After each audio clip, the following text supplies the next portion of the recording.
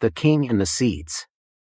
Once there lived a great king renowned for being wise and intelligent.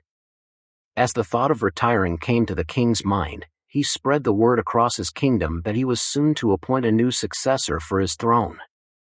The news of the search for a new successor caused a great stirring across the land. The king was considered to be the wisest to have come to the power. His clever policies had helped to build a just and content nation over the course of his ruling. Very few were surprised to know that he was to eschew the traditional route of the family for the search of the one worthy of the throne. The king called the youth of the nation together and gathered them in the royal hall. The king gave each of them a seed and said, "This is a very special seed.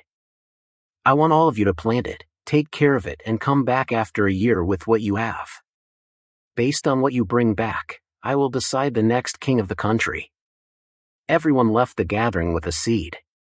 They excitedly planted their seed and waited for it to grow. As the months passed by, the youth of the country were talking about how their plant has grown tremendously beautiful. Among all the youth, there was a young man whose seed hadn't even sprouted. Although he used to water the seed every day and did everything to make it grow, the seed would grow. He could hear people talking about their plants. But still, he has nothing.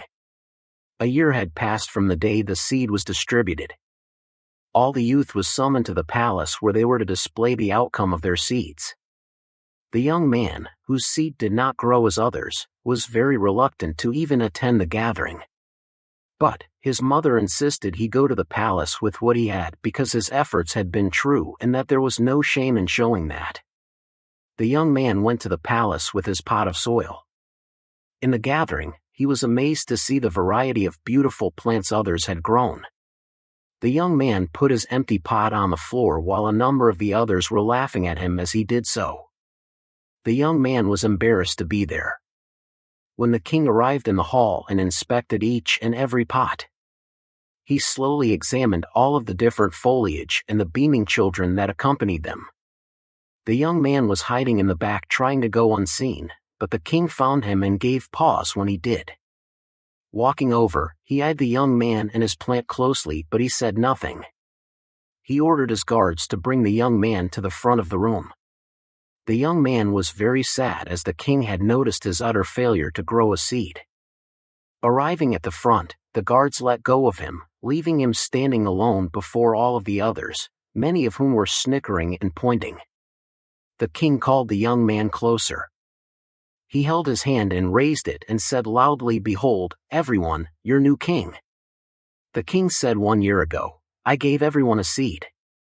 I instructed you to take the seed, plant it, water it, and bring it back. What you were unaware of was that every seed I handed out had been boiled beforehand so that none of them were fit to grow. All of you after a year have brought me trees, plants and flowers, born of your dishonesty. The seeds which grew these plants were not the ones I provided you. Therefore, look upon the only honest one among you, this young man, and know now why he deserves to be your ruler."